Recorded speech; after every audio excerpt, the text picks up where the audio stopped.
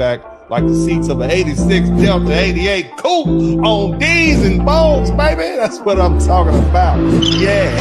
Going live in a minute, Blizzard King. This is Winter Dinner Spurling Podcast. You are rocking with the realest black men represented. Ain't no lies, cause we winning. Catching flies, ain't no feelings. Uncle D, we the villain, baby. We just left the village, baby. Now we in them villas, baby. Dinner Spurling Podcast. Tuning in, we get it, baby. You can hate the player, hate the game. We love all you haters. Hate watch, hate watch.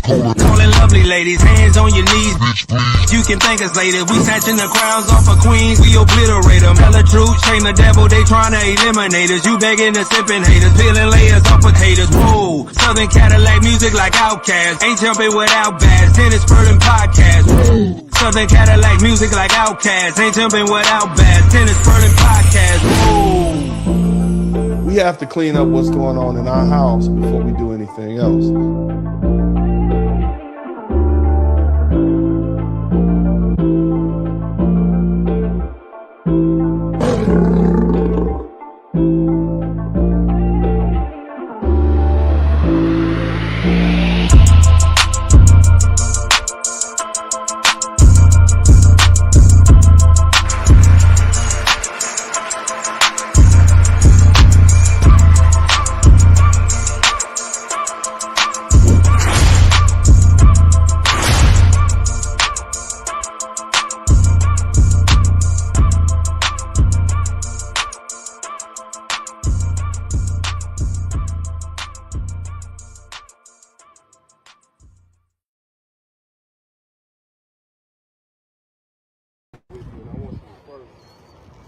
Give your coaches a hand. It takes a big sacrifice to come out here day in and day out and the work that they do behind closed doors, drawing up plays, figuring out what's best for each one of you fellas, what position you can play. It's a lot of work. It's something that you don't turn off at 5 o'clock. You keep going. I used to play football a long time ago. I still got one in. Anybody want to try? Come on. Hold on. Oh man, that's too much energy. But anyway, that's my nephew Cameron. Big C. And I'm really proud of what you gentlemen have helped do with my nephew, and I know you do great things with these kids. And he let me know that there's a fundraiser, right?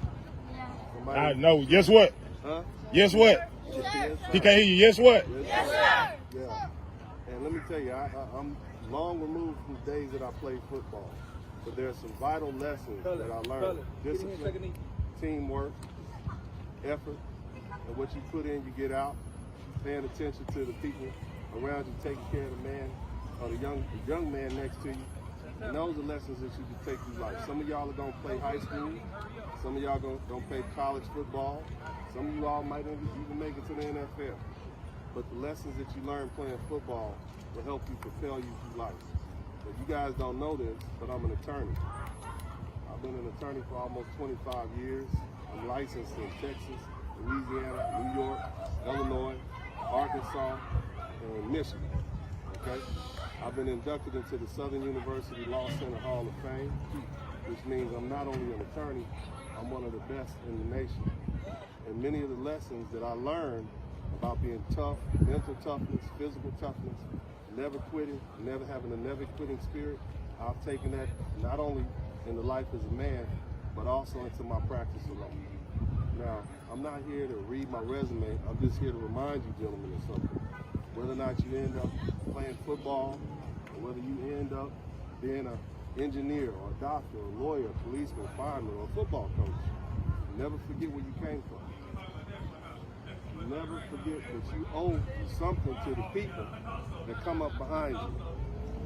See, I used to be like you too, but I'm from a place, it wasn't a very good place to be raised, but the bottom line is that mental toughness that I learned playing football, it kept me on the straight and narrow. Don't drink, don't use drugs, stay out of trouble, be respectful to your elders, be respectful to yourself, be respectful to your friends. Those are the lessons that I learned, okay? And that said, it's my understanding y'all needed $900. Yeah, that's fine. That's what you needed? Yeah. Well, I'm sure you probably got close to that. Yeah.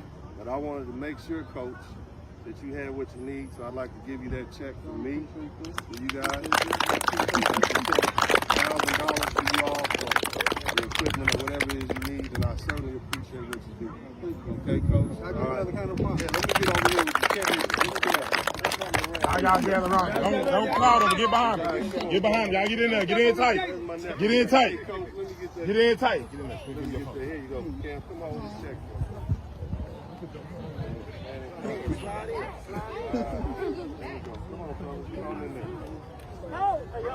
Y'all get in, come on. Hey, y'all stop talking. Y'all stop talking. I need to be in the back.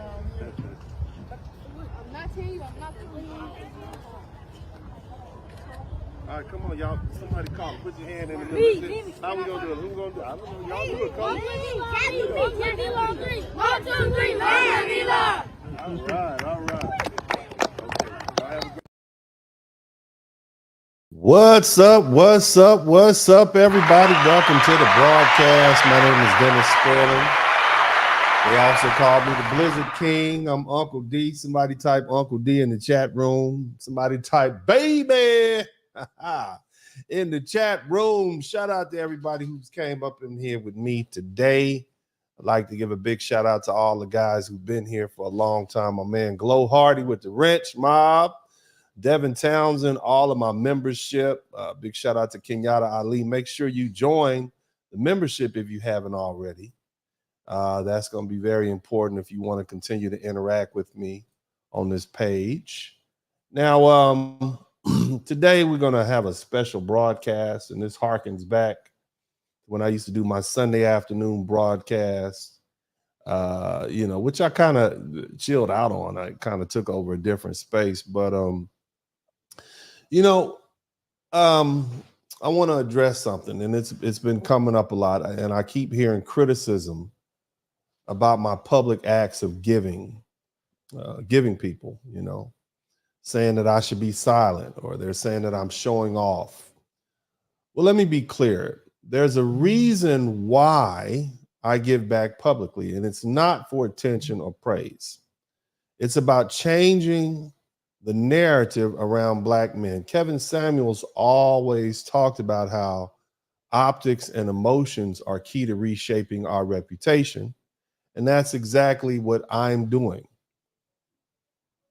Black men especially need to be seen doing good because we've been misrepresented for far too long. This is about leadership and setting a visible example for others to follow, especially when it comes to supporting Black boys who face, to say the least, unique challenges that people don't always see. So today, I'm going to break down why public giving matters and why I'll never give in silence, and why this is bigger than just me and it's bigger than just you.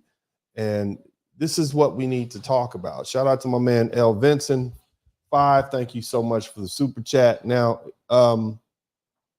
Kevin Samuels, in our many conversations, and shout out to the late, great Kevin Samuels. Somebody type KS in the chat room in remembrance of our good brother who's going on 3 years gone from us. Somebody type KS in the chat room. He and I, in our conversations, he would also often suggest, in order for us to change our reputation of Black men, we would have to, it would be based on the optics and the emotions. Somebody type optics and emotions in the chat room, okay? Somebody type optics and emotions in the chat room, okay? Now, Kevin emphasized that the optics and emotions are critical elements in reshaping the reputation of Black men, particularly in how we are perceived by society and within the dating marketplace.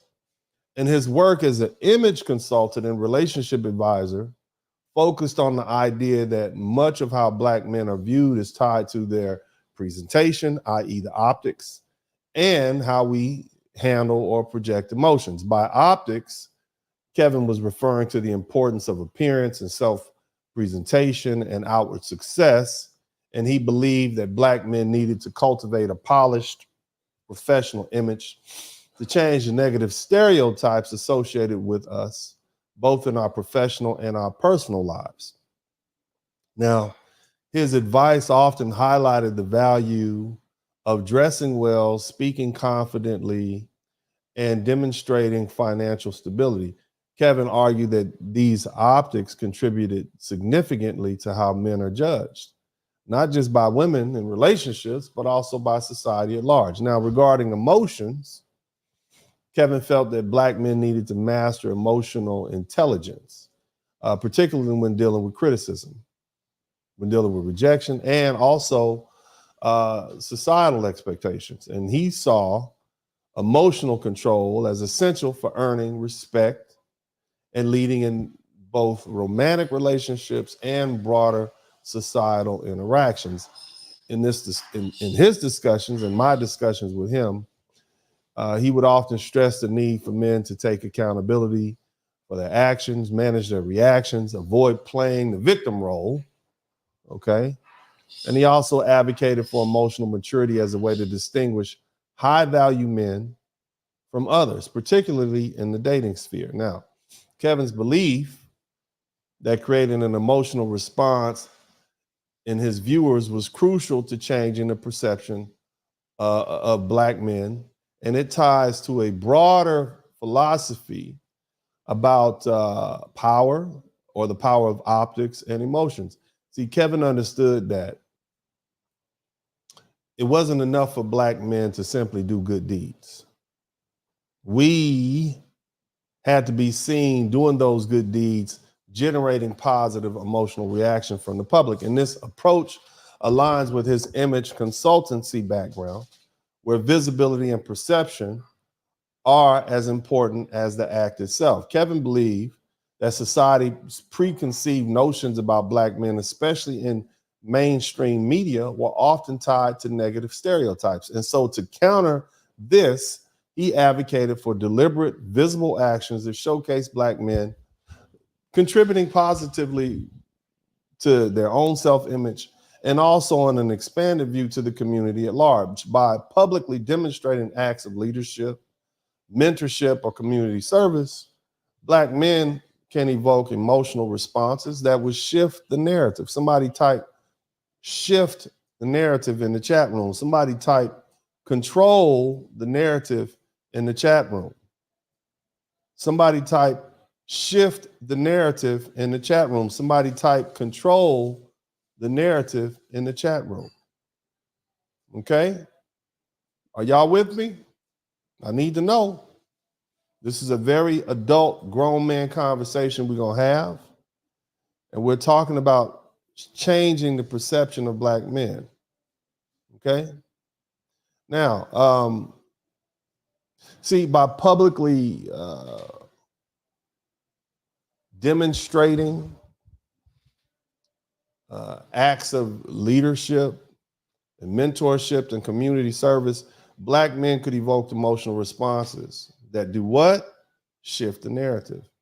And the aim is and was and shall always be to move from being seen as threats or burdens to being seen as assets and role models.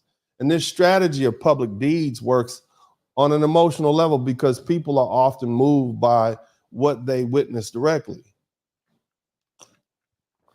Kevin would point out that when viewers see Black men in roles of responsibility, compassion, or service, it challenges their biases and creates a more favorable emotional connection. When Kevin Samuels passed away, one of his viewers, when I was doing the eulogy, the online eulogy for him, said that Kevin was so popular in Australia, he could have filled up a stadium there. You see? And that's because he had helped change in 2 years, 2.5 years, that man had single-handedly changed the direction of the dating dynamic. And he did that with his emotion and with the optics. Him back there with the little lights flickering, and shout out to Golden Gate. And the way he talked, the way he carried himself, always immaculately dressed. He did that. That's the power of optics. I want you to think about that. He helped change the biases created and he helped create a more favorable emotional connection. His call to make these efforts visible, or my call also to make these efforts visible through platforms like social media, and it further emphasizes the need for Black men to control our narrative by showcasing more positive contributions. Now, in essence, Kevin advocated for a proactive, strategic approach to reshaping the image of Black men, one that involved both doing the work and making sure the work was seen. And so that would leave an emotional impact on the broader public. Overall, Kevin's philosophy was that if Black men could improve both their optics, which means how they present themselves to the world, and the emotional response, how they manage internal and external pressures, they could change the societal reputation and improve our relationships and opportunities. Now, you guys know me. I'm Dennis Spurling, and much like Kevin Samuels uses, or should I say, I use my online presence to reshape the narrative around Black men by showcasing a positive, multifaceted aspect of life. And through my YouTube channel, I intentionally highlight my role as a father, a mentor, a husband by sharing videos of myself and my sons engaging in healthy, disciplined activities like jujitsu, like karate, weightlifting. Shout out to Pan African Strikes Back. I challenge you to a jujitsu match. And I intentionally highlight my role as father, mentor, husband. And we do these discipline things, not just jujitsu, but also karate, weightlifting, studying and learning to drive, basic tasks. And this image not only depicts me as a hands-on father, but also presents Black men in a positive light, combating stereotypes of absenteeism or irresponsibility. My television show, Co-Parenting with the Spurling, which aired for 2 seasons, it further emphasizes that narrative by documenting how I and my ex-wife successfully co-parented our sons. I demonstrated conflict resolution and a healthy family dynamic.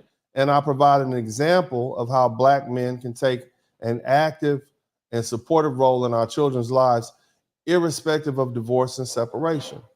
And this effort is to show peaceful co-parenting, and it challenges the stereotypes about Black men in broken homes, because the truth is Black men are the most involved group of fathers in America, according to the studies. But it doesn't matter that that's the truth unless it only matters that people see it for themselves and experience for themselves. And that was the whole point of co-parenting with the Spurlings. Now, in my new marriage, I continue to portray a positive family life. I share moments of just enjoying some good home-cooked food with my wife, and I foster a supportive relationship with our blended family. You guys see me participating with her, teaching her, participating with her in jujitsu and other martial arts. And it reinforces a larger goal of changing the reputation of Black men by displaying our capabilities as family men and as leaders in both personal and communal spaces. And by making these positive aspects of life public, I aim to counteract these prevailing negative images of Black men in the mainstream media, aligning with Kevin's philosophy that visibility is key. Somebody type visibility is key in the chat room. Somebody type visibility is key in the chat room. See, it's not enough to do good deeds privately. I understand that by being seen doing these deeds, I can evoke emotional responses from viewers, thereby helping to shift the public perception. Now, as a physically imposing man, and those of you guys who've seen me in person, I am 318 pounds. I'm 604, 6'4". I could probably still bench press 400 pounds. I could, at my height, I could deadlift 600 pounds and I could squat 500 pounds, easy, okay? So I'm a large man, very large, But you see me pretty much in a very good-natured vibe. I'm very respectful. I use humor to highlight my humanity, and that's essential to reshaping the perception of Black men. Now, given society's long-standing stereotypes about Black men being intimidating and threatening, I know that balancing my strong physical presence with humor and kindness, it challenges those assumptions. Even seeing me play with my small cat, Buddy, somebody type, where's Buddy in the chat room? Somebody type, where's Buddy in the chat room? It goes a long way to humanitizing me, okay? And so by presenting myself as approachable and relatable through humor and caring and affection, I'm able to humanize myself in the eyes of viewers. And it helps break down these preconceived notions that are often rooted in race and physical appearance. My use of humor shows that strength and gentleness can coexist, and it allows people to see a more nuanced and multi-dimensional version of Black men. And this is crucial, especially in the media landscape where Black men are frequently portrayed in a negative light, whether overly aggressive or emotionally detached, or they have you as a member of the Fruit Loop troop. Somebody type Fruit Loop troop in the chat room, okay? But by showcasing my warmth as a father, as a husband, as a family man, while combining it with respectful humor, I'm actually working to counter these harmful stereotypes. And this approach aligns with KS and his concept of changing the optics and the emotions, making it easier for brothers to connect with me, making it easier for other human beings to connect with me on a human level, and helping to shift the public perception from fear to understanding. Now, in this context, my intentional approach to my public image, emphasizing my dedication to family, community, and personal growth, isn't just about personal expression.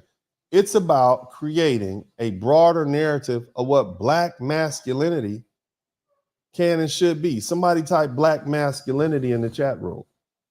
Somebody type Black masculinity in the chat room. Somebody type Black manhood in the chat room. See, by presenting this image, it reinforced my message of balance, growth, and humanity, not just to the world, but to you all. Now, you all often see me doing things with my sons and my family. You guys see that. You see them working at my office. You see us lifting weights. You see us participating in jiu-jitsu. Me doing everything for my sons and providing them with a positive upbringing, it means nothing if society at large doesn't change, because no matter how well I raise them, they still have to navigate a world that sees them through the lens of harmful stereotypes. So despite my efforts, they will interact with a society that may still view them as threats or failures simply because of their race, simply because of their sex. Somebody type Black men in the chat room. They'll have to contend with people who haven't had the same upbringing, who may still define themselves, Black people specifically, Black people who still define themselves by these limiting negative stereotypes and who perpetuate the same damaging behaviors, even within the Black community. They'll encounter young men and women who weren't given the same foundation, who have internalized those stereotypes, and who more likely than not will perpetuate those destructive behaviors. My sons can't be truly uplifted in the community as the whole, or if the whole remains stagnant, if they're bound by these external and external perceptions. The work I do for them must extend beyond our family and contribute to a shifting, broader societal narrative, one that impacts how they are perceived and how they can thrive. And this is why changing the overall image of Black men in both the eyes of society and within our own community is essential. And without that shift, my efforts as a father, they're going to be limited by the world that we live in. See, here's the thing. The Honorable Elijah Muhammad said this, and I'm sure many others have said it. You can only rise as high as a social position of your people. You can only rise as high as a societal, or should I say the societal position of your people.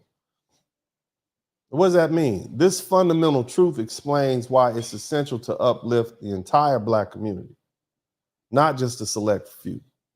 Because no matter how well you as an individual or I raise my sons, or how well I'm doing financially or successfully, whatever I achieve, their societal advancement, my societal advancement, is going to be constrained by the overall condition of Black people in America. And if the broader community of Black people remains burdened by negative stereotypes and symptomatic disadvantages, those societal perceptions will affect even the most accomplished Black man or Black woman within the community. And when we operate within a society that still views Black men and women through the lens of fear, mistrust, inferiority, those perceptions shape the opportunities and interactions that we all face. Even the best intentioned parent cannot shield their Black child from a world that defines them by race rather than character. And that's the reality of it. My sons may carry the values and discipline and achievements that I've instilled in them, but they still will be judged by society's overarching views of Black men. They still have to navigate a societal system that disproportionately associates Blackness with criminality, poverty, and failure. Furthermore, within our own community, my sons are going to interact with Black men and Black women who may not have been given the same opportunities of upbringing.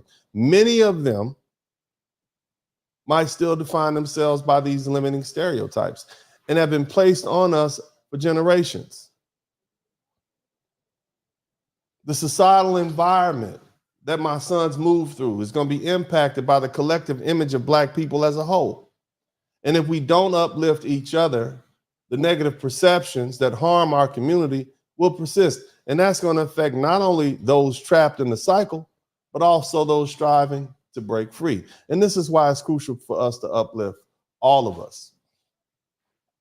See, true progress requires collective advancement. It's not enough for a few folks to succeed in a societal structure that continues to hold the rest back. To change how society views and treats Black men or Black women or Black people, we need to change the overall conditions that shape those views. And this is why platforms, public visibility, and collective action are so vital. It's not just about one Black person's success. It's about shifting the narrative for all of us. And if the community rises, so do the individuals within it.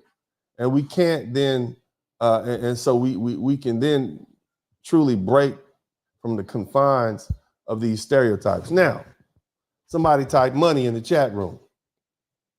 Somebody type money in the chat room. Somebody type money in the chat room.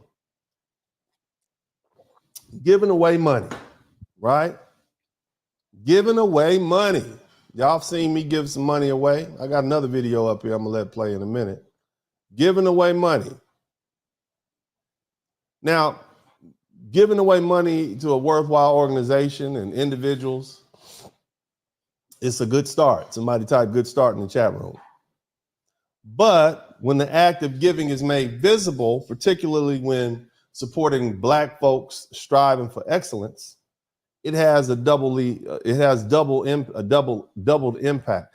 First, the direct financial support is critical. It empowers people and organizations to continue their valuable work and pursue goals that benefit both individuals and the community. However, the optics, somebody type optics in the chat room.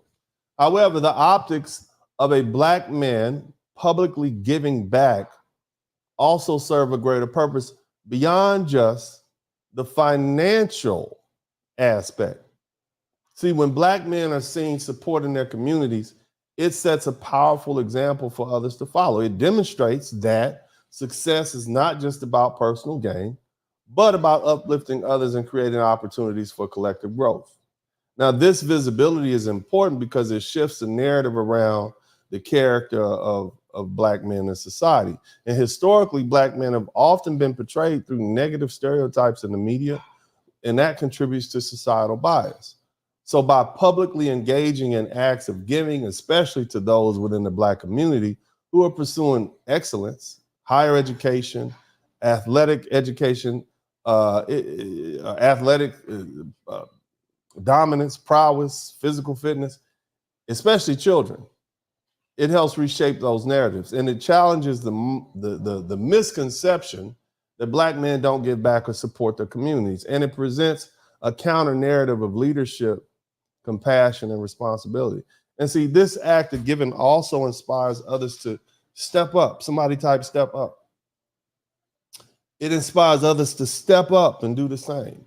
It builds a culture of generosity and responsibility within the community, encouraging other black men to invest not only in their own success, but in the success of others.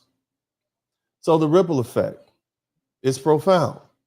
When black men see their peers, you see other black men contributing, they're more likely to follow suit. And what that does is it amplifies the impact of each act of generosity. Furthermore, public giving enhances the trust and solidarity within the community, and it sends a message that successful black men are not disconnected from their roots, but are actively engaged in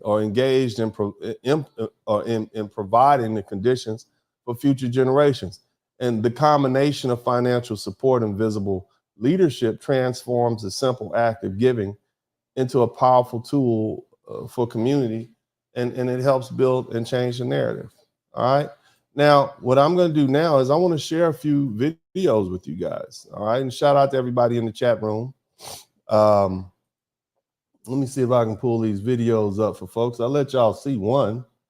That was me the other day at a football practice. Shout out to the Mo City Jaguars. Did you guys see that? The Mo City Jaguars? Let me see if I can. Let me see if I can let this play again. You guys who weren't here earlier, let's see here. I don't know if you guys can hear that, but this is the Mo City Jaguars in Missouri City, Texas. You see me giving a shout out to the coach.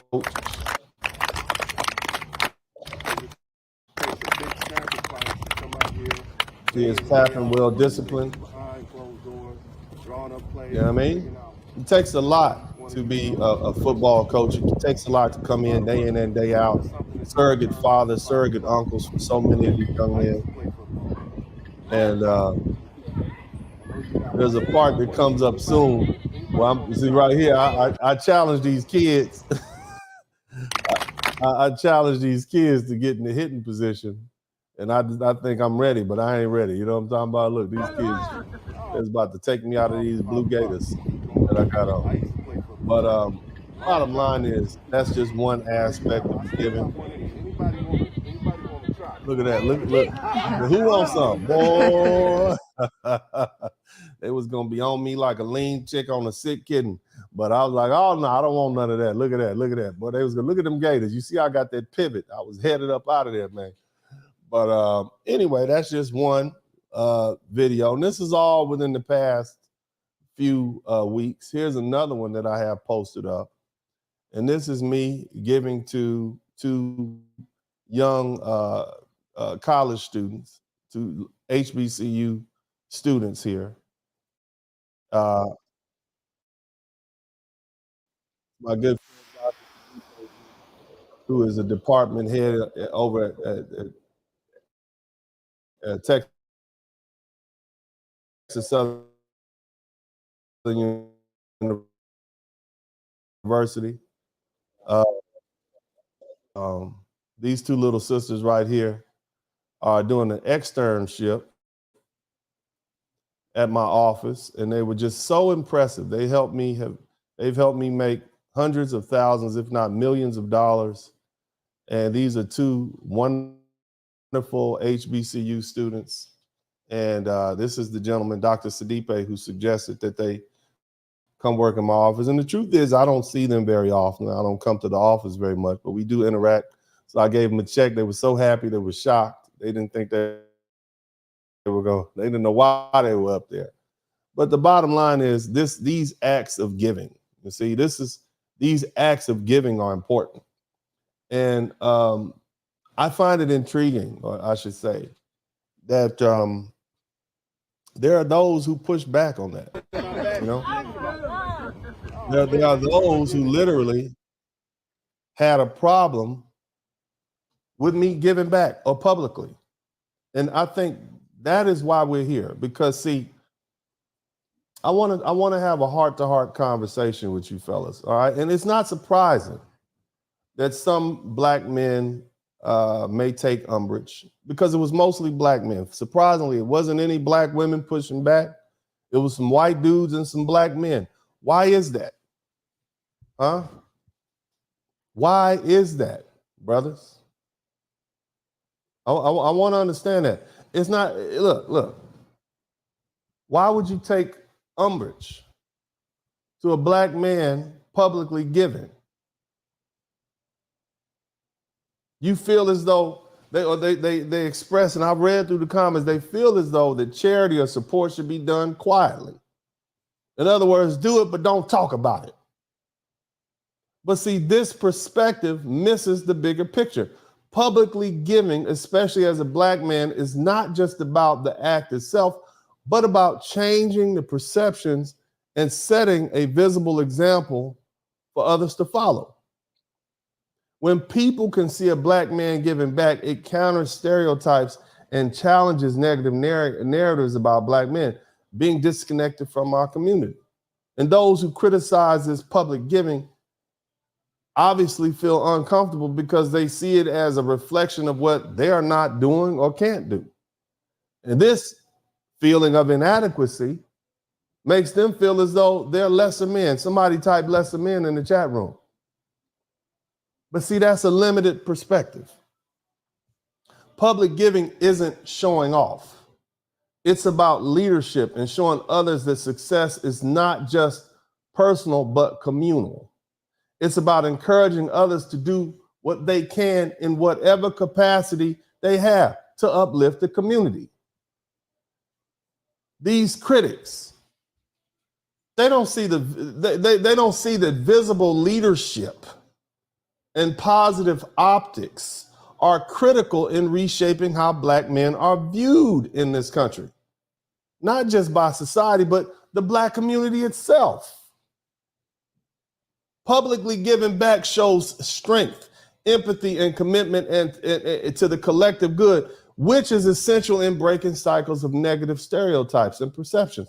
By doing this, I aim to inspire other black men to give in their own way, regardless of scale, and to show that contributing to the success of others, especially black folks, only strengthens our individual and collective standing. Here's the thing. We even had white men who came on my page. White dudes. They pushed back saying that all boys need help. And I shouldn't just focus on black boys. I'm a black man. Now, I'm going to try to address this in an intellectual manner, and I'm going to say, well, you know what, you fellas, you're missing the context of why this focus is necessary, to my white friends. While it's true that all boys benefit from guidance, the reality is, my pale-complected friends, the reality is that black boys face unique challenges in America that require specific attention. Historically, black boys have been disproportionately affected by systematic inequalities ranging from education and economic disparities to criminal justice issues. And these barriers often limit their access to the same opportunities that are more readily available to others. Focusing on Black boys isn't about ignoring the needs of other groups. It's about addressing an urgent gap in support that has persisted for generations. Black boys are overrepresented in the school to prison pipeline. They face higher rates of disciplinary action in schools, and they often grow up in environments that are shaped by systematic racism and economic hardship. By concentrating on their success, I'm not excluding others, but I'm working to correct these historical imbalances and give Black boys a fair chance to succeed in society, a society that has often marginalized them. Additionally, I'm Black. I'm a Black man who grew up in a Black community, who has 3 Black sons, and my focus on Black boys is rooted in uplifting my community. As Black boys rise, their success can inspire and uplift other Black boys around them, including their peers from all racial backgrounds. So addressing the specific needs of Black boys contributes to creating a more equitable society overall, which ultimately benefits everybody. And people who take issue with this, you fail to see that supporting those most marginalized doesn't detract from anyone else's progress. In fact, it can strengthen communities and improve the social fabric overall, if that's what you want. Come here for a minute. Now, what's more, come on over. Yeah, you come over here.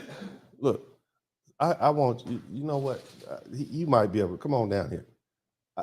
I put some videos up, and I don't know if they can see you. I put some videos up of me giving some money to the team, right? They can't see you behind your head. Put your head over. There you go. That's my son. Say hi to everybody. Hello. They can't hear you. Hello. All right, now I put some videos up, son, and the white man told me I should be contributing to all boys. They can't see you, son. They can't see you. What are your thoughts on that? They said that The point. that wasn't the point. But he said that I should be giving money to the little white boys team too, son. What are your thoughts on that? That wasn't what the point of them giving the money was. He said all boys matter. That's what he said. I can't be out here giving to the Mo City. I need to give it to the team in Katy somewhere. That's what he said. What do you think about that? You got some money for the white kids out in Katy? No. But you got a nice car. Why don't you? We need to get these white folks and the little Mexican kids. We need to go over there to Pasadena to the soccer team, and we need to pass out some checks to the little Mexican kids over there. That's what I speak a little Spanish. You speak a little Spanish. We can go over there and get them. What do you think about that, son? That wasn't what the message was. What are we trying to do by giving to little Black boys, these little fellas right here on the screen? Get in the camera a little bit more. What are we trying to do, right? Build them up. Yeah. You're trying to build the little Black dudes up. Because what happens? What's going to happen when them kids right there get about 5 or 6 years old and they see you riding around in your nice car in the Black community? You can be jealous. And then, you think them little white boys are gonna come save you, huh? No. You see how important it is to help your own? Why did that white man want me to give the money to the little white team? Why can't? I'm sure there's lots of white dudes out there with plenty of money. They want me to give my resources to them. I don't understand that, so I need you to help me out. Tell us all. You wanted attention. Okay.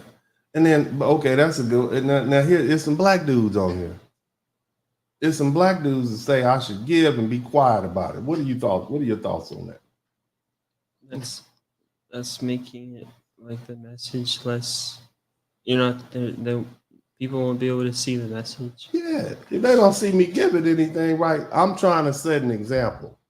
Like I always say, I put you and myself and Roman interacting on TV, on video, on YouTube, social media, so they can see how a black dad interacts with his children. It's an example. You see what I mean? Because they think, what you've been around long enough. You almost grown. What's the reputation of black fathers in the community? They're deadbeats when they're not around. Yep. And what else? What they say, these things. These are true things. Deadbeats, not around. So by me putting you and your brother and I interacting, what does that do to that stereotype? Makes it wrong or incorrect. That's it. That's it, man. That's it. And so that's why I do that. Even the show that we had out with your mom way back, co-parenting with the Spurlings. They say black men aren't around. I had y'all doing all kind of stuff on there, right? Mm-hmm. And me getting along with your mom, I gave her some free stuff. She smiled about that a little bit, huh? Yeah. And she's a wonderful, fantastic, great, outstanding human being, full of love and joy. And she prays hard. Yeah, of course she is. Praise God. We love your mama, respect your mom. God bless her and all that. But the thing is, man, we are dealing with so many negative stereotypes. And you as a black man, guess what's going to happen when you turn 18? You think you're going to be immune to those stereotypes? No. They're going to say you one of them dudes, huh? You ain't got no kids, do you? No. You ain't got no kids. You owe your back? Are you owe any back child support? No. He ain't got no kids. He don't owe child support. He didn't even do nothing. But he's going to inherit those stereotypes. And so me giving publicly and doing publicly helps change that. You understand what I'm saying? Yeah. Well, why they can't understand that? What's wrong with these people? Somebody type, what's wrong with them in the chat room? What's wrong with them? Why can't they understand that's what I'm doing, sir? I don't know. I want you to look at some of these doggone. I want you to. I'm gonna show you. I know you got other stuff that's more important to do. I know you on fool with this internet business. You got other things that are very important that you need to take care of. But I want you to see some of these comments, man. Look at these comments. I want to show you something. Look at that. Bro, you bragging all over social media. Look at that. Look what they saying. Look what they saying about me, man. I'm bragging.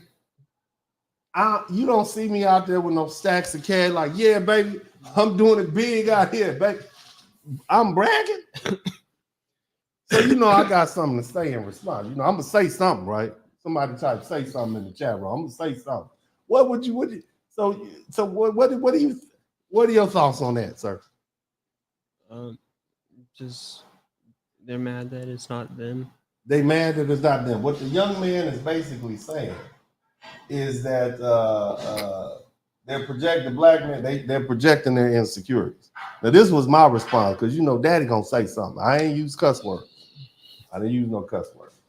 But I said, you consider a middle-aged black man publicly acknowledging and donating. Oh, take this phone call for me. Yeah, go ahead and take that phone call. Go say hi. Hey, what's up, man? Go take that phone call. Yeah, but anyway, so look, this is what I'm dealing with. Shout out to everybody. Shout out to my older son. So here's the thing, man. You really got people out here saying these things. And I just don't get it, man. I don't understand that. You bragging all over social media. In other words, they just want me to shut up about it. But if I'm quiet about it, right? How do we broadcast and help change that image? How do we do that? And of course, I responded. So you consider a middle-aged black man publicly acknowledge and donating money to an organization for young black boys so they spend their time doing something positive, constructive, and productive. You call that bragging, right? So I guess you want me to stop supporting these organizations or to stop publicly acknowledging that I help. You see? How does that help us? Huh? Yeah, I mean, how does that help us, family? Right? These are real life comments. You can go say, here's another one. Here's another. I want you to see this one right here. Here we got somebody. I'm a race grifter. Somebody type race grifter in the chat room. I'm giving away my own money, and this is race. I want to know, how is this race grifting? These are real life comments, mostly from black dudes. Huh? I need to understand. I need y'all to help me understand where they're coming from. Here's another one. I like what you're doing, but how is this post not standard virtue signaling? I'm virtue signaling? And I respond, I want all these black male YouTubers to follow this example, to start this type of virtue signaling for the little black boys in the black community. We got all these black dudes on the internet telling you they down with you and, black male first and all that. But I don't see them doing any of this stuff. I don't see them setting an example. They're setting an example how to get rich. They'll post up how much money they made on the internet. They'll post up their new cars. They'll post up the trips and the vacations they're taking. But what are you giving back to the black boys in the black community? This is what I want you to understand. This is who we're dealing with. Here's some more. It gets worse. It gets worse. I had somebody go so far. Listen. They brought up Jesus. Look at that. They used the Bible. Shout out to Ivy Dream. Shout out to them. Don't do your deeds publicly to be admired by others, for you will lose the reward from your Father in heaven. When you give to someone in need, don't do as the hypocrites do, blowing trumpets in the synagogues and streets to call attention to the acts of charity. I tell you the truth, they have received all the reward they will regret. But when you give to someone in need, don't let your left hand know what your right hand is doing. That's not in the Bible, sir. Give gifts private, and your Father who sees everything will reward you. Your Father who sees everything will reward. Matthew 6:13. That's chapter 6. And so look, I had to remind this young fella, sir, you missed chapter 5. It says, in the same way, let your light shine before others. They may see your good deeds and glorify your Father in heaven. And this verse actually encourages believers to let their good works be visible, but the intent is to bring glory to God rather than oneself. Here's the thing, man. You got people going so far as to commit blasphemy and misinterpreting the Bible just so they can get me to be quiet. What's up with that? Those are sick people. And this is another picture of me with these kids. That's my little nephew right there. And that's his little squad. But fam, these are real life responses from real life human beings who had a real life problem, a mental issue. And I even put this up this month. I donated all my YouTube channel money to charities, black college students, and organizations that help young black boys become better men. This is what I'm doing out here on the internet. This is what I'm doing. Where's everybody else at? This is the example that I'm setting. I don't do this for money. I do this because I want to leave this world a better place for my sons. Do y'all hear me? This is why I'm doing this. And I seem to be a lone voice in a big wilderness out here.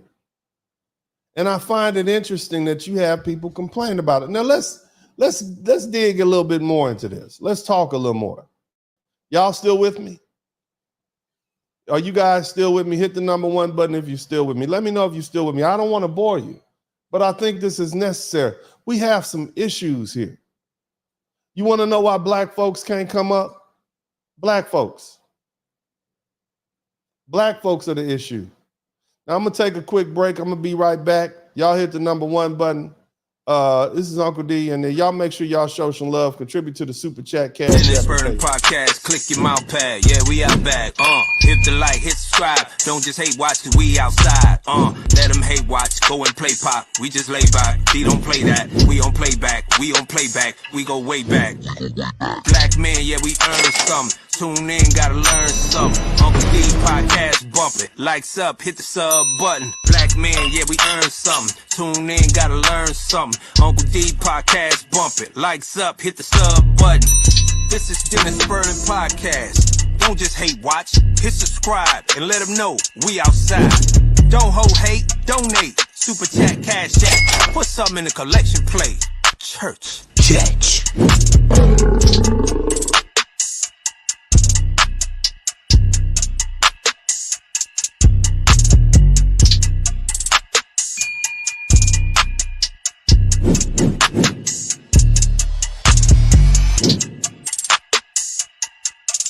I want y'all to make sure y'all hit the number 1 button. And we're going to kind of get back to what we like to do over here, man. I need y'all to check in at a certain point when it's time to check in. I need to checking in to start happening again. We got to go ahead and get this algorithm pumping. All right, welcome back to the broadcast. And look, man, I'm telling y'all real life example, we need to deal with this. Because the biggest problem in the black community is black people. That's our problem. Nobody could hold us down if we're willing to stand up together. You understand me? And until we get rid of this sickness, it's going to remain there. There's nothing wrong with you physically as a people. There's nothing wrong with you.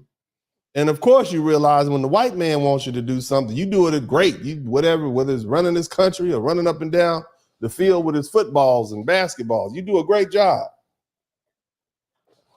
So the question we have to ask ourselves, why do we spend so much time and energy undermining each other?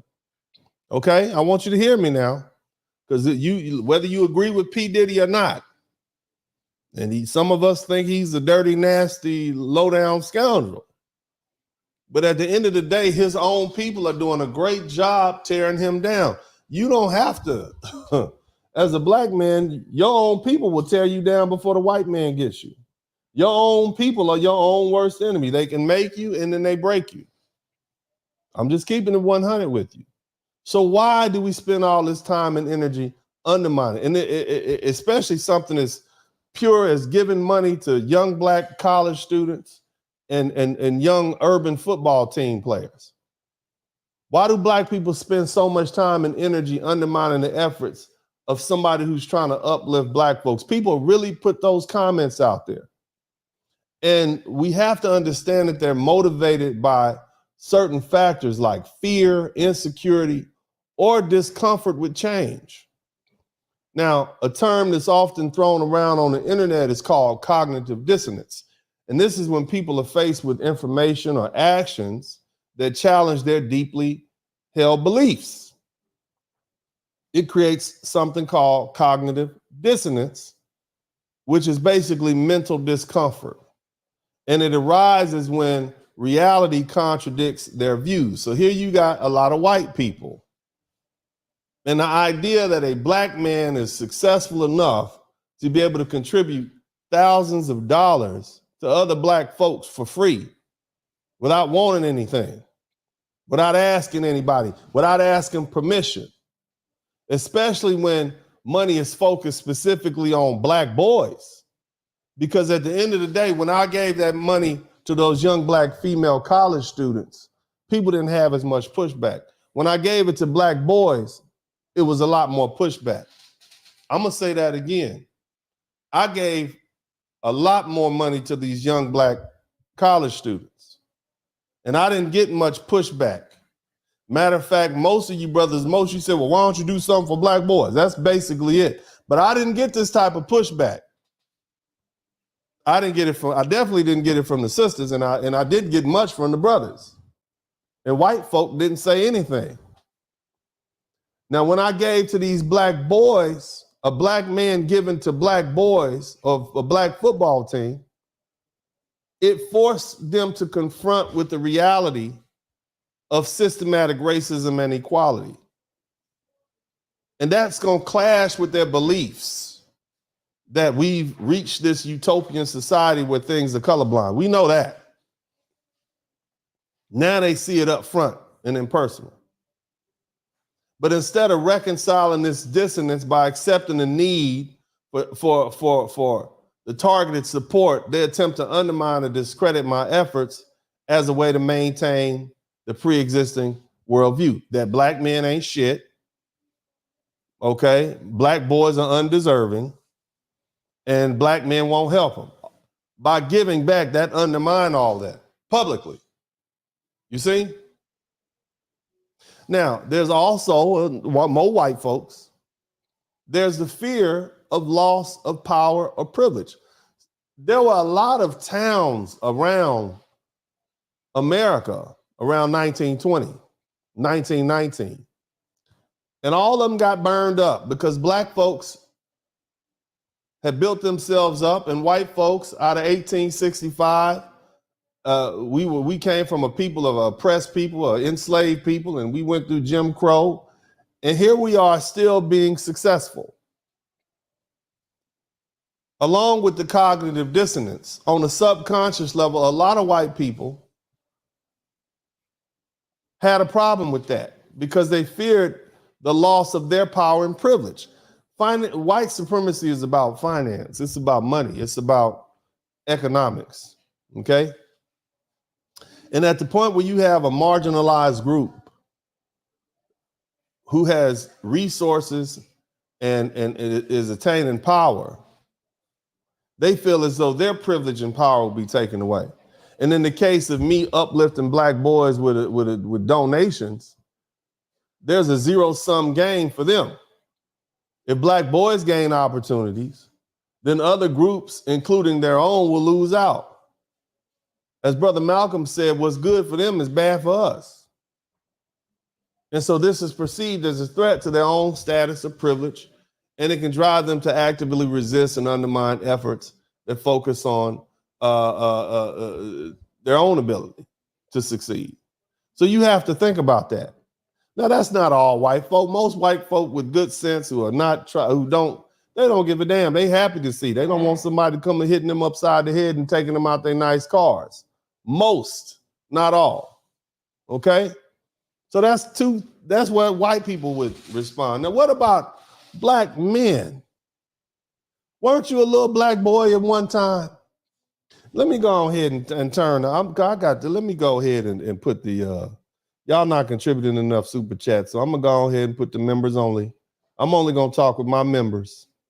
Since you guys haven't, no, this is what I'm gonna do first. First thing is, I'm only gonna talk to my subscribers. So if you're a subscriber to the channel, you'll be able to talk for a little while. But when we get down to the nitty and gritty, it's only gonna be the members. Y'all hit the number 1 button if you can hear me. Hit the number 1 button if you can hear me. Subscribers only. We're about to do subscribers only since I'm not getting many super chats here. Bam, subscribers only. So subscribe now, or you will no longer be able to communicate on this broadcast. Now, let's continue. Somebody type, let's continue in the chat room. So, black men, the vast majority of those hateful comments, shout out to Pilot Jace. I need 15 more super chats and I'll go back to everybody. But until I get 15 more super chats, we're going to stay on subscribers only. Black men, why would you have anything negative to say to me about contributing my money to uplift young black boys and keep them out of trouble, inspire their coaches? And let me put it back up. Me posting this up, and it wasn't all of them by far, but it was enough. It only takes one. Why would you have a problem with me giving a check? Somebody type cut the check. Why would you have a problem with me cutting a check to help finance a youth football team? Let me tell you why. Somebody type insecurity in the chat room. Let's get down to the nitty gritty. Black men who feel insecure about their own accomplishments. You feel insecure about your own social standing. Now you want to project those feelings on the others. In this particular case, they see me in my public acts of giving as a reminder of their own perceived inadequacies, their own failures to contribute meaningfully. See, everybody talks about it, but not everybody is about it. Somebody type about it in the chat room.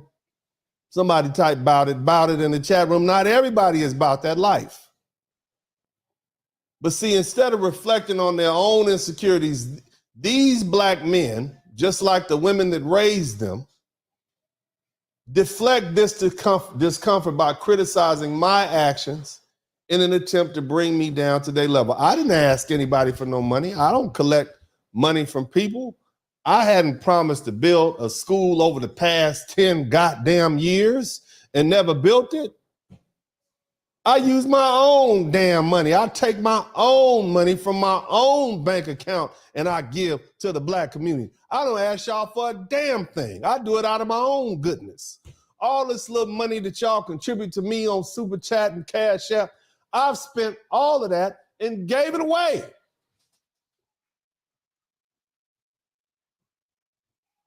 That's what I do.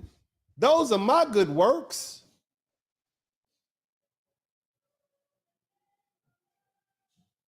I've been a successful man. I've been a generous man, but more importantly, I've been a black man my whole life. And I know there's few and far between of us that's willing to do what we say we gonna do.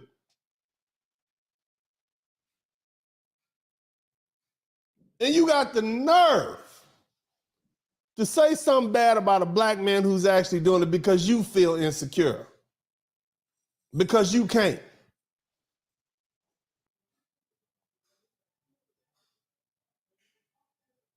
Think about that. Think about how low you have to be.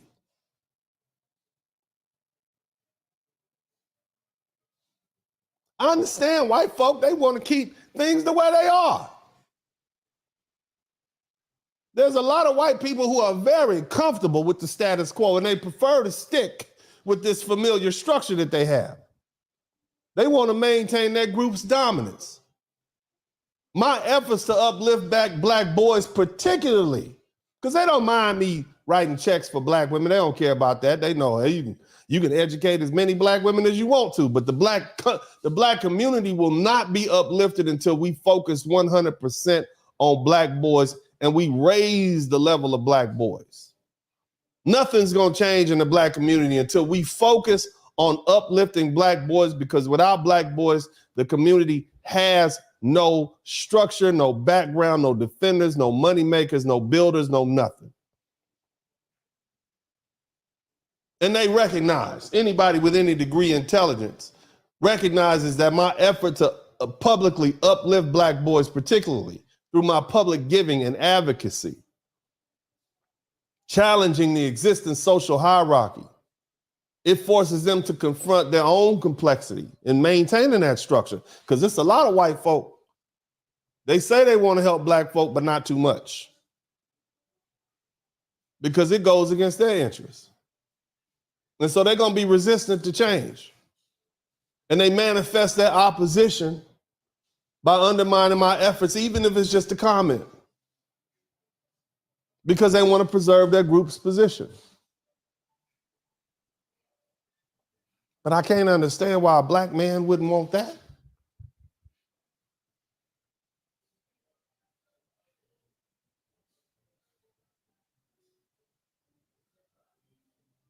You want me to give and shut up about it? I'm gonna be on you. I want you to talk. I'm gonna talk to you brothers for a minute. You want me to give, but shut up about it. You say you don't object to me giving, but you want me to be silent because you're uncomfortable with the visibility of my actions.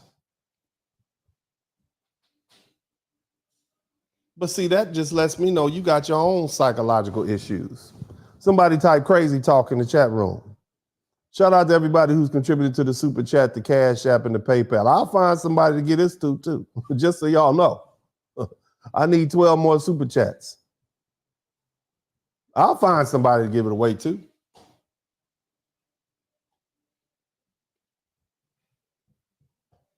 You have psychological issues if you are a black man and you have a problem with me publicly giving away to black men and black organizations. You have psychological, that's crazy talk. Let me tell you what's really going on. Somebody type hater in the chat room, because that's the title, Exposing Haters. Exposing haters. There's a discomfort with public displays of success. Publicly giving highlights my success and financial capability. You can't give it away unless you got it, right? I earned it. I went to school for a long time, worked for a long time. I got it. Somebody type, he got it in the chat room. Somebody type, he, him in the chat room. Right? Don't y'all, isn't that what they say? He's him, he, him. When you see the Blizzard King, he's him. And you want to be him, but you're not him. And me publicly highlighting my success and my financial capability, it makes you uncomfortable. Especially those who feel they aren't in a position to give on the same level, and you're not. And this evokes feelings of inadequacy. You feel like you're less than a man, and in your mind, you might be. There's also jealousy. You're a hater. And then you harbor resentment towards me. But look at what they're angry with. They're angry with me giving money to an urban organization that helps keep little black boys out the street. Look how selfish these haters are. And these are who you have to deal with. These are the same people that have undermined and sold out black success for hundreds of years now. They can be bought. Somebody type, they can be bought in the chat room, so they need to be rooted out. So by telling me, another grown-ass black man, to give, it's okay if you give, but you need to do it quietly. All they want to do is avoid being reminded of their own perceived limitations and lack. Ain't that what they say? They was lacking? That's what this is about. Again, most folk didn't have anything bad to say. They're healthy-minded people, but it's those sick ones among us who have this black skin, who needed to be exposed and rooted out. See, it only takes one. It only takes one. There's a reason why it took us 500 years to escape the plantation, because there was a lot of snitches and house Negroes and double agents who would tell on what we were trying to do to liberate ourselves. Don't get it twisted. They were there. Now, another reason. Some people believe that giving should be a private act, and it's rooted in their traditional view that charity should be discreet to maintain humility. However, in many cases, their push for silent giving stems from their own fear of judgment or being seen as being boastful or self-serving. And they want to put that fear on me. I ain't scared of that. They all want to be seen as being bold. I do want to boast and let people know I love black folk and I love my black little brothers enough to give to them. That is a wonderful thing to be boastful about. That you love yourself. You want to project your fear in it on me.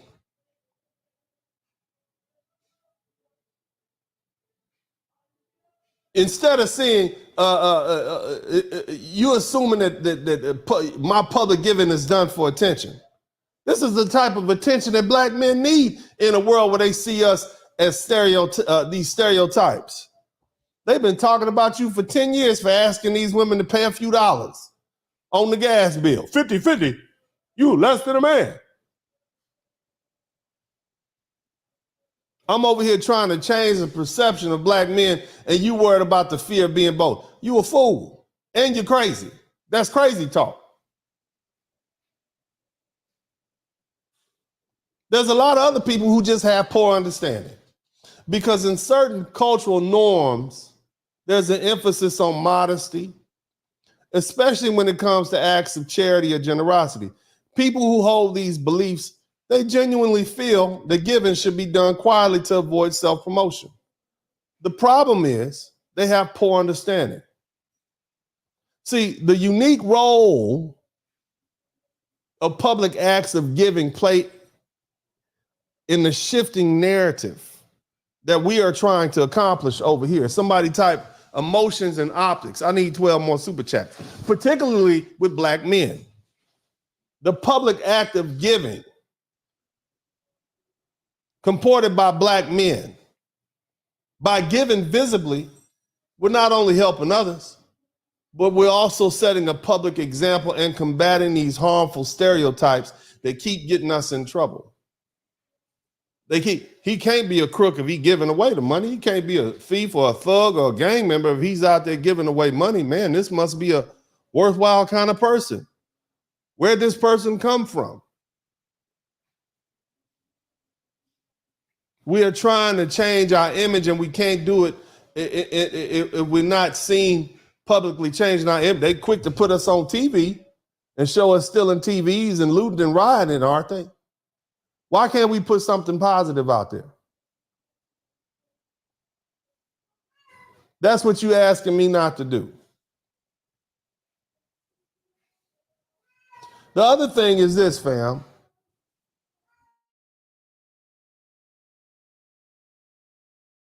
The other thing is this.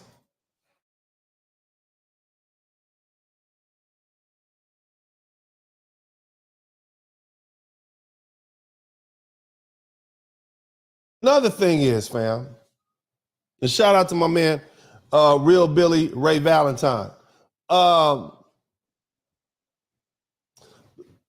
There's a desire to avoid discomfort with social inequality. Let me tell you what I'm saying. We are not all equal, okay? Somebody type I'm better than you in the chat room. Let's get down to the nitty gritty. I'm better than you. I'm better than you. Everybody out there who's listening to me, I want you to say this with me. I'm better than you. Say it. You're uncomfortable saying it. We're not supposed to say it. I'm better than you. Say it. Come on. Whether you're listening on your cell phone, whether you're riding down the street in your 18-wheeler, whether you're listening to this on the replay, say, I'm better than you. Say it. It's an exercise. Say it. Be uncomfortable. Say it. I'm better than you. I think it's an underutilized phrase in the English lexicon. I am better than you. Say it. Say this also. Say, we are not equal. Say it again. Say it. We are not equal. Some of y'all are fighting with me. I can feel y'all right now. If I put my hand up on the screen right now, I can feel y'all fighting this. Oh, when the Lord says that we're all, no, say, I am better than you. We are not all equal. See, public giving serves as a visual reminder of inequality. And a lot of people don't want to face that reality, that we are not all equal. And public giving forces them to confront the disparities that exist. And it makes them uncomfortable. Because me giving thousands of dollars away randomly, it lets them know that I'm better than you. And so they ask me to just give in silence. Because they want to avoid having to confront the deep-rooted social and economic issues that public acts of giving bring to light. Now, see, here's the thing. I want you to understand. Listen to me. Somebody type, I'm better than you in the chat room. Somebody type, we're not all equal in the chat room. If I was a white man, what's his name? Mr. Beast. Somebody type Mr. Beast in the chat room. Mr. Beast can give away millions of dollars. Nobody bats an eye. He's a white man. He's supposed to have that. You know he's better than you, don't you? Tell the goddamn truth. You know that white man is better than you. Society says he's better than you. Nothing wrong with that white man doing it. There's nothing wrong with him doing it, but you can't have one of these old word chopping, Ebonics speaking black men out here saying I'm better than you without saying it. He doesn't even use correct name. I'm not like one of these other YouTubers. Oh, yes, and speaking blah, blah, blah, blah. I don't speak like that. I don't code switch. I speak the same way in public as I speak behind closed doors. I am who I am. I'm not trying to pretend. got a great education, but this is the way I communicate. You understand what I'm saying? But I'm better than you. But a society, when you live in a society that tells you black men are not supposed to be better than you, except with certain exceptions, guess what? It creates discomfort. Makes them feel bad, especially amongst black men. You can't see me as better than you. That's uneasy. I'm too easy to touch. I'm too close to you. It makes you feel in that. Well, if he could do it, I have no excuses why I can't do it. He's not an athlete. He doesn't speak the kings, the queen's English as well as some of these other people. Why was he rewarded? Why is he better than me? And it forces you to look in the mirror and it takes away all your excuses. I'm just telling you the truth. So they want me to be quiet with the giving. See, you don't recognize the importance of visibility in combating these negative stereotypes. We're trying to shift the narratives. See, you're just too unintelligent to understand. You're just too unintelligent. I can't talk to you. You see the giving as solely for financial help. That's not what I'm doing here. It's twofold. Yes, I'm giving to these organizations and I'm giving to these individuals, but it's also a way to help change perceptions of black men. In the context of black men, public giving serves as a powerful counter narrative to the stereotypes that we're selfish, that we're disengaged. And by openly giving, I'm doing much more than supporting a cause. I'm doing much more than supporting the Most City football team. Huh? The Most City Jaguar, look at them kids. I'm doing more than just giving them money. Look at this, man. Take a good look at this, man. Look at what I'm doing here. And that's apparently the team is 200 deep. All them kids was happy, man. We got some money today, man. We did good. Man came through with a blue suit and some blue alligators on. He had some blue alligator shoes and a blue suit, and he gave us some money. A black man did. And what I put on these boys' heart, I let them know in the future, I want you to be the man to come to another little football team and you give back. So I just paid it forward. You understand me? And you too unintelligent to recognize how this helps counteract. This is a powerful counter narrative to the stereotypes that have been imposed on black men. By giving openly, I'm doing more than just supporting the cause. I'm redefining what it means to be a successful black man in society just by that act. See, you folk, you claim you don't oppose. You crazy. That's crazy talk. Anybody that has anything negative to say about a black man giving to organizations that directly help black children, black boys specifically, that's crazy talk. I don't care how you try to mask it. You could tell you Jesus said don't do it. You could talk about giving inside. You're crazy. When you start saying you don't oppose giving, right? Your discomfort with public acts of charity directed towards your own people reflects deeper fears, insecurities, and misunderstandings about the importance of visible leadership. That's why I don't respect these dudes to be hiding their face on the internet. You're not my goddamn leader, and you don't even show your face to the people. You talk all that stuff behind the darkness of YouTube. You're not. We know who you are. The public may not know who you are, but you could be damn sure I know who you are because I'm him. Isn't that right? Somebody type he, him in the chat room because I'm him. I'm making my business to know who you are. I'm making my business to pull your prison jackets. I'm making my business to pull your criminal records and your financial records because I want to know who my people are listening to. Just because I keep it to myself for future need doesn't mean I don't know who you are. And if the public ever found out who you low-life scumbags are, they would stop listening to you immediately. But that's not my business, as long as you keep my name out your mouth. Nevertheless, that's why I don't respect these people who hide their faces, because leadership is something that's done publicly. As far as black people are concerned, because when you hide in your face, it's a sign of a coward. That's why these people that they always talk about, these so-called people that rule the world, they keep their face hidden. Because if the public found out who they really were and what they were doing, you know what y'all would do with them. You know what y'all would do with these people, what you call an Illuminati. If you found out you got a name and an address to them, y'all would pull up.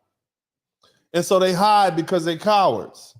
But I ain't no coward, and I ain't no punk. And I wasn't raised like that. And I stand on business and I mean what I say. And I wish we had more black men like me. Shout out to all you black folks who are on the internet speaking your mind and being visible about it. I don't respect cowards, period. And public giving does more than provide financial help. It inspires others and reshapes societal views. And that's crucial in creating a lasting change. Now, we got people on here, these haters, trying to use the Bible to dissuade me from giving money and donations to organizations to help black boys. When I see that, I look at the wicked using the Bible to demonize God's work. That's what I see. Some of you all had the nerve to call it virtue signaling. And see, here's the thing. It's not just the ones that wrote it. It's also people who think this. Because there's some of y'all out here who think these things, but you're not bold enough to say it because you know I jump in your shit. You call it virtue signaling. Well, I'm setting an example for black men to give back to the youngsters. That's virtue signaling. Here's the thing. Let's roll with that. If it is virtue signaling, it's a positive influence and charitable act towards black youth. And black people should have a need to see more for that. If you're going to criticize something, why not critique the feds, the federal government, or the state giving away all this goddamn money to Ukraine and these illegal immigrants out here? Why not critique that? Why critique me? I'm giving my own money. Anyone who's trying to support black men and boys financially or otherwise should be applauded, not targeted. But I'm not going to let you haters stop my road. I'm not going to let you stop my blessings. I had somebody else the nerve to say this is race grifting. Do you even know what a grifter is? That's a person who swindles money or other forms of resources out of black folk or people, a certain group of people based on race. Helping black men to better themselves, helping black women to better themselves, rewarding them for their educational accomplishments, rewarding these young people, this organization, the Mo City Jaguars. That's not race grifting. That's helping them become better people, putting them in a better situation. That doesn't even fit the definition with your ignorant selves. I'm trying to help build a culture of successful men. And it's a great responsibility. And I'm concentrating on a certain group, i.e. black folk. That's not grifting. Especially when they become better citizens and contribute to society and become successful fathers and husbands and men. Some of the rest of y'all call it bragging. Somebody type bragging in the chat room. Giving away money publicly is bragging. You act like I'm throwing money at the strip club or something. Gosh. Giving it to a youth football team. Our reputation as black men is in the toilet. And instead of complaining about these rappers bragging about doing drugs and shooting up other black men, you want to come on here and complain about me. You come all the way to my page out of the thousands and thousands of YouTube pages you can go to, social media, websites, Instagram. You come to my page,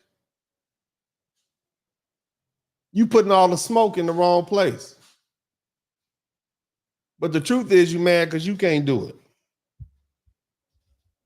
You're another black man with psychological issues. I said it. You see me donating to black boys who need it as bragging. It tells them, should I say, you're mad because it shows publicly that I have enough money, I have money in excess to donate. You're a hater. You jealous and you stupid and you don't get the message. How do you think we spread the example of black men giving financially and being generous and caring about other black men and the black community at heart? How do you think we do that? How do we give back to black boys? How do we set an example to black boys for how they should conduct themselves and comport themselves as men when they get older?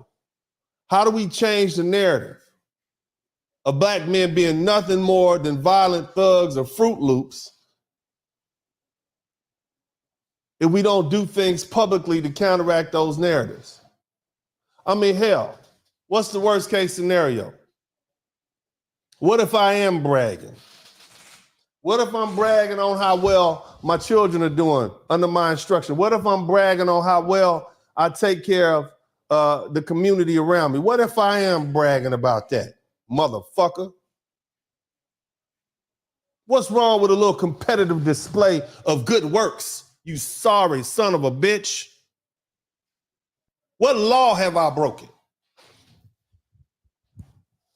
Because we got fuck boys aplenty out here. What laws have I broken?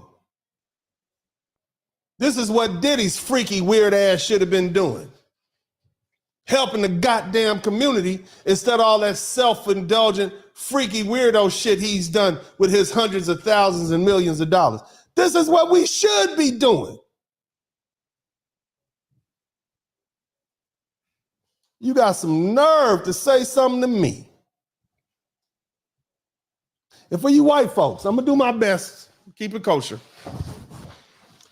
Why do I focus on helping black boys? You all are so quick to say that the 13% of the nation is causing 93% of the murders.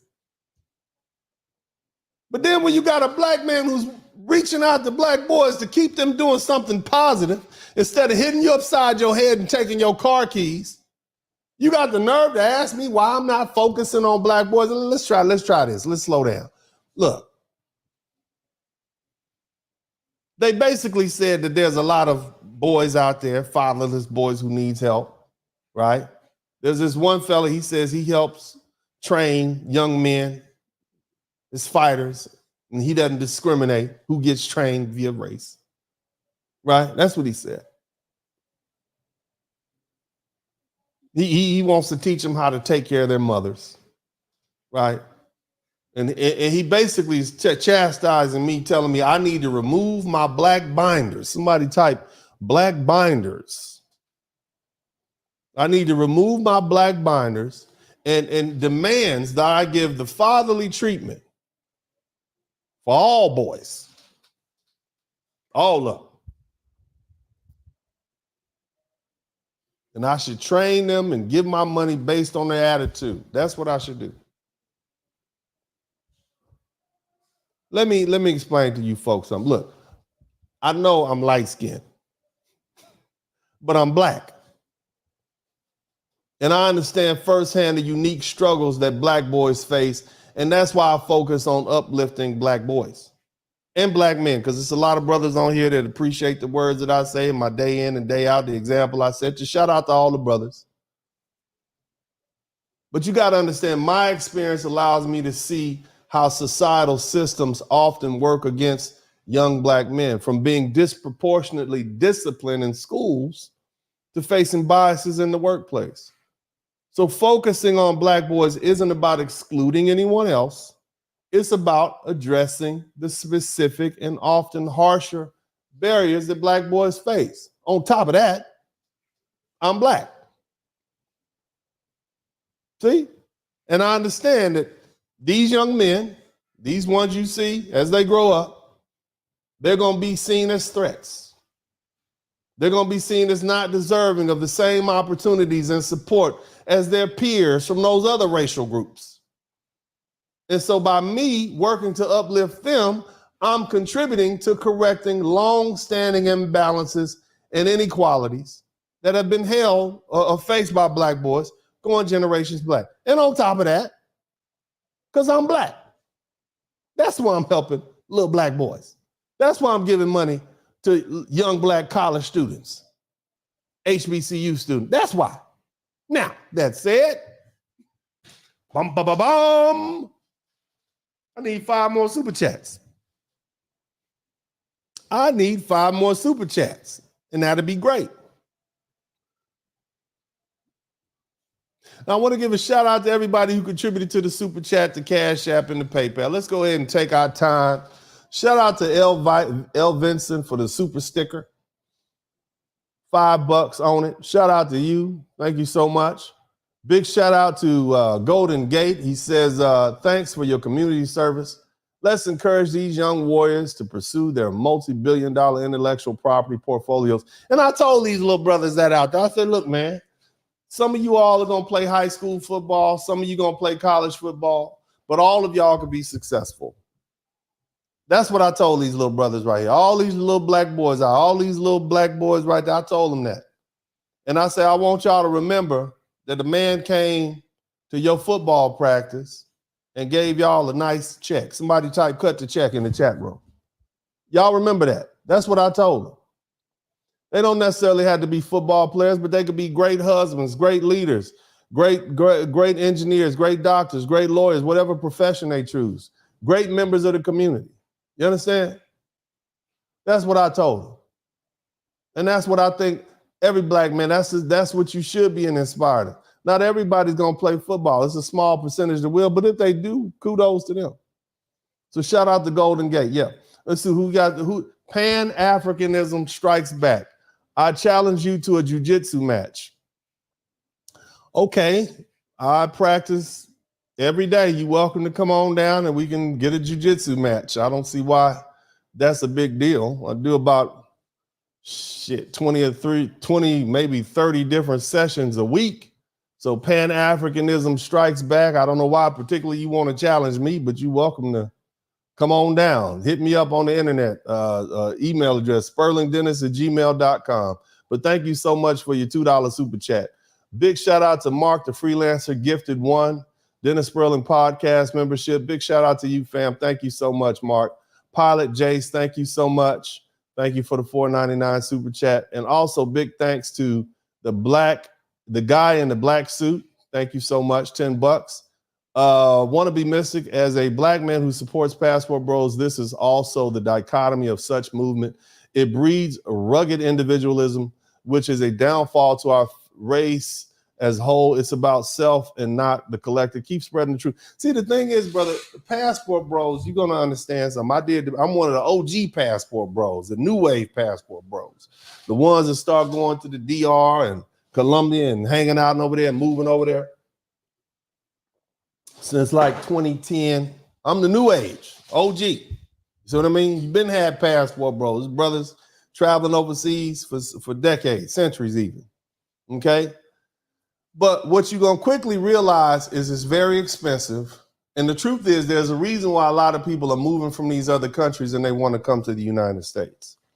Between the politics associated with these other countries, getting used to those lifestyles, the expense, trying to work remotely, trying to balance a family, your perspective on staying over in these places may change.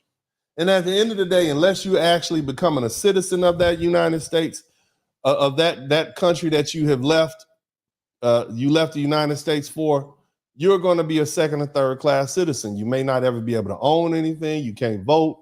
Most of you can't open bank accounts. So you're always going to have ties to the United States.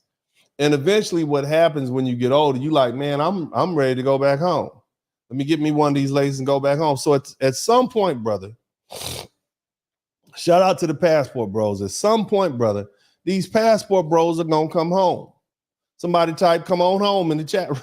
Somebody type, come on home in the chat room. I need 2 more super chat. Eventually, these passport bros are going to come home for political reasons, financial reasons, or whatever. They're going to eventually come home. Now, they may come back with a different perspective on how the world should be.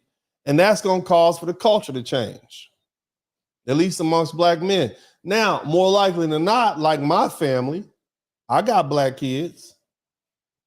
But my woman, she's of African descent, but she's not foundational black American. We are the new black community. Have y'all not noticed that 20% of black men are marrying out? What color do you think what communities do you think those black kids are going to be living in who are products from that black man? They're going to be living in whatever is the new black community. So the black community is going to still be here. And we're looking at a cultural shift. The foundational black American community that we had back before the 1950s is changing, because you got an influx of a lot of women from a lot of different places who are going to be married to these men and have children by these men, and they're going to infuse their cultural norms and requirements on these children, whether she Latina, white, Asian, Arab. You black, but your mama is Mexican. You black, but your mama's white. Culturally, you're going to see the world a little different. I'm just saying. Okay? So it's not going to be the same thing. But the bottom line is, yeah, we can ask for rugged individualism, but eventually you're going to be right back here in the black community with your non-black wife raising these black children. And so what I'm trying to do, brother, is I'm setting it up. We still got to take care of the black community. You stuck with it. You're not going to go anywhere. I know y'all say you are, but you're going to come back from Thailand. Most of those brothers, if they keep it 100 with you, they'll tell you, yeah, I got to come back. If for nothing else, to renew my passport. So, it's an interesting thing, but you'll see what I mean. It'll play out. Shout out to TIQS. He said, checking in. It was sad how people was mad at you for helping that young boy's football. I know it's terrible, man. It's unfortunate. So much so that I'm compelled to talk about it. Shout out to real Billy Ray Valentine. Big shout out to Billy Ray Valentine, baby. Who else we got up in here? Torrin Jones. Keep up the good work on Badi. I shall, man. I'm not going to let these haters stop me from giving. It's better to give than receive. And the reason why it's better to give than receive is because when you give, you are the one who initiates the blessing. Obviously, if you're giving somebody something, that's a blessing that they're receiving. Okay? But what does it say about the person who is the source of the blessing? That's a blessing. And that's why I tell you, it's better to give than receive. And that's why they have that statement. It's better to give than receive, because the source of the blessing is the giver. Praise God. Hallelujah. Hallelujah. Yes, Lord. All right. So shout out, y'all. I'm not going to let them mess up my blessing. I'm going to keep on giving. Who else we got? Verse Roy says, they tell us to do good and quiet, so I won't inspire other brothers. But too late, we are inspired. Thanks for presenting a new narrative. I am, brother. We are saving our own lives by changing the public, dressing a nice little sport coat. You know what I'm saying? Even though, carrying yourself with dignity, taking care of your kids and making it public. That helps change the narrative. It makes it easier for the next generation, man. So don't look, I ain't worried about these people and their insecurities. Somebody type crazy talk in the chat room. Anytime you see a black man doing good and you got a problem with that, you crazy. You need to check yourself. Shout out to Griff, $5 super chat. Appreciate you, fam. Big shout out to Emmett Ben Israel. Once I separated myself from people I grew up with, I started to excel in life. Isn't that something how that works? Man, tell me about it.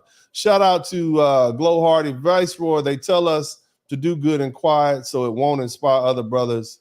But too late, we are inspired. Thanks for presenting a new narrative. Thank you so much, Glow Hardy. I appreciate you, fam.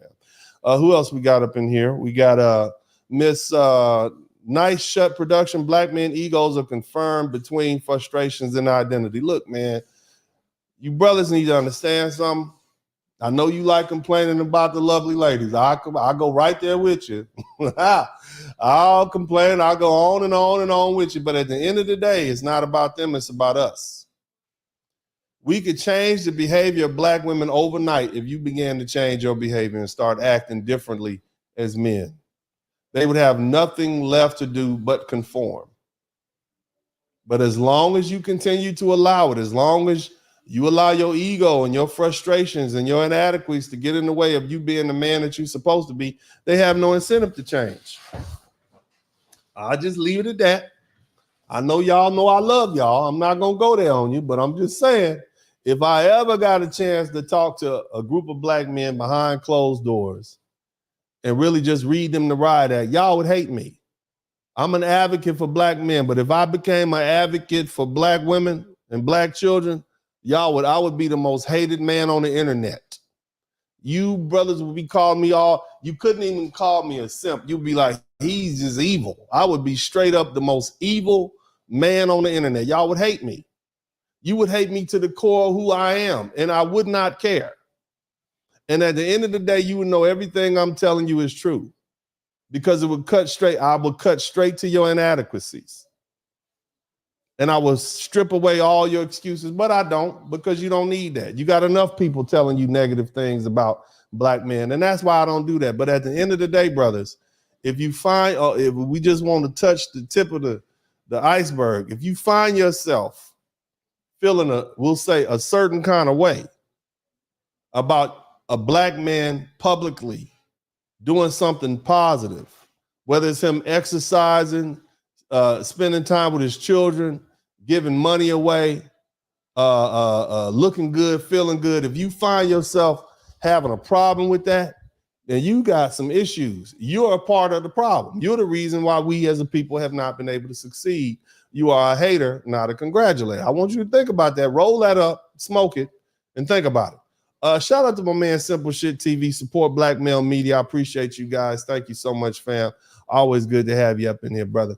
Black Samurai, congratulations, Uncle D. We need more black male positive reinforcement. We do. And I'm not just talking about that talking positive. I want to see some actions. Actions speak louder than words. I want to see actions. I want to see you doing well, not just talking. Anybody can talk. I want to see you put some money where your mouth is, fellas. But shout out to you, man. Big shout out to Norwalk. Keep up the great work, sir. You make us proud. I'm doing the best. I want you to make me proud. I want to see what you do and tag me on. I want to see you doing something for the community and giving away and cleaning up the community and literally going out there picking up trash. That's what I want to see you do. You don't have to have money. I want to see you spending time with your children. That doesn't cost anything. Throwing a ball and whatnot. That's what I want to see you doing, fam. All right? It doesn't take a lot of money to do that. Brandon Jackson, shout out, thank you for the super sticker. Big shout out to Dr. Steele. We are so busy comparing ourselves to others. Instead of focusing on ourselves, we need to just concentrate on bettering ourselves as a people, regardless of what type of system we live in. Ain't that the truth?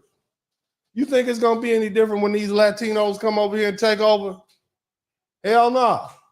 20 or 30 years, white folk are going to be the minority. And there's going to be another group of people, and they're going to whoop up on y'all the same way white folks are whooping up on y'all. Because you're the problem. And brothers, it starts with you. You need to set the tone. You're the problem, brothers. And I know y'all don't like me talk. I love y'all, but I'm going to be 100 with you. You are the leaders. You're the natural leaders. And you got to stand up like men and elbow these broads out the way, set them down. They want you to set them down. And do what you got to do as man. You got to assert your down. I don't care what they patriarch. I don't care what they say. You got to do what you got to do as man. Because whatever system exists, even if black folk ran the system, you still going to have to be men. So just keep that in mind. Shout out to Lateral Richard. He said, thank you for the $10 super sticker. Good looking out, fam. Also, Johnny Harris, as usual, you must be doing something needed and right, because you got, hey, I know I got all these haters, man. That's crazy to me, man.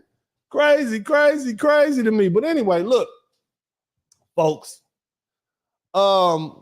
You know, shout out to everybody. And we got a couple of people who came through with the Cash App. Let's give a shout out to Aaron Hamlet. Big shout out to the contractor. Shout out to all my guys who came through with the super chats, but also especially who came through with the Cash App. Big looking out. Senyoke, thank you so much. Terrell, the contractor, Aaron Hamlet. Big shout out to all my guys, man. All the fellas who've been here for a minute. Hit the number 1 button. Let's get. Yeah, baby. Yeah. Somebody's out, yeah, in the chat room. Yeah. Now, where my members at? I'm about to put the members, y'all. If you haven't subscribed, the reason you can't talk right now is because you haven't subscribed to the channel. Go ahead and subscribe to the channel. Y'all lucky. They got these super chats up. I was about to turn that membership only thing on, but they got these super chats up. Where all my subscribers at? Hit the number 1 button if you're a subscriber. Check in, make sure you check in. But look, man, let's go ahead and talk that talk. Look, you want to criticize my public giving. You want to criticize a black man giving to an organization, a little urban youth football team. Let's get into that. You sit there complaining about how I do things, but the truth is you're not doing anything. You want me to give in silence. That's because you don't have the courage or the capacity to do it yourself. And when I say capacity, I'm talking about money. You could barely pay that goddamn cell phone bill, much less giving $4,000 or $5,000 to some college students. Seeing me give publicly reminds you of what you're not doing, and it makes you feel small. It's uncomfortable for you because it shines a light on your lack of action. Here's the real issue. You're projecting your own insecurities and inadequacies on me, brother. You think by tearing me down, you're somehow lifting yourself up. Let's break it. Let me lay this out for you. While you're wasting your energy critiquing me, I'm out here making a difference for everyone to see. I'm doing it publicly for a reason.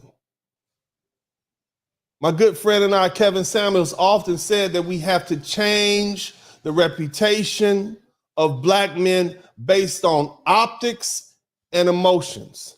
He understood. He understood it's not enough for us to simply do good. We have to be seen doing good. Why? Because the optics, the way we present ourselves to the world, shapes how we're perceived, especially as black men. And the emotions we invoke in others have the power to change their attitudes towards us. This is a matter of life and death. This isn't about boasting. It's about creating a new narrative. For too damn long, black men haven't controlled our own narrative. And what have they done to us? We've been stereotyped as absent fathers, violent, or as disconnected from the community. And so these public acts of giving are necessary to challenge and dismantle these negative perceptions. And when black men are seen giving back, leading their families, and contributing to the community, it reshapes how society views us. And it shows that we are more than a negative image that's been pushed onto us for generations. It shows that we're leaders. It shows that we're providers. It shows that we're true real-life role models. And for those of you who complain about my focus on black boys, get the fuck out of here. Let me be clear. I'm black. And without even explaining, I shouldn't have to explain that, but if I need to go further, black boys face very unique challenges in this society. And they require targeted support. They're disproportionately affected by systematic racism, economic disparities, and educational disadvantages. And this is not about me excluding others. It's about addressing the urgent need of those who are most marginalized. And if you understand that, or you can't understand that, you blind. You're blind to reality, or you just ignorant, or you to even care. That's what it is. So while you sit there with your bitterness and your jealousy and your small-minded hate, I'm going to keep on giving. Somebody type, keep giving, Uncle D. I'm going to keep on giving. I'm going to keep on uplifting my little brothers and my sisters, the ones that are worthy.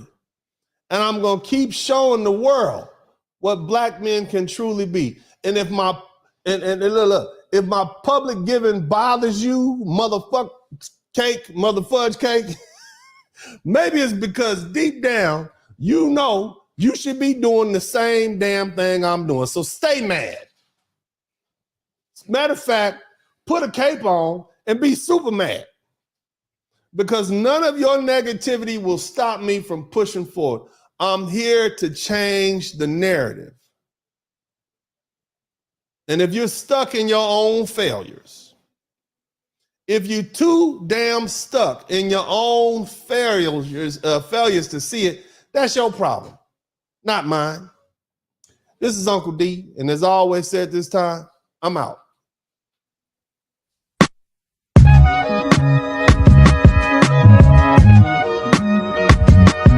In the Spurling podcast. Hit the like button, subscribe.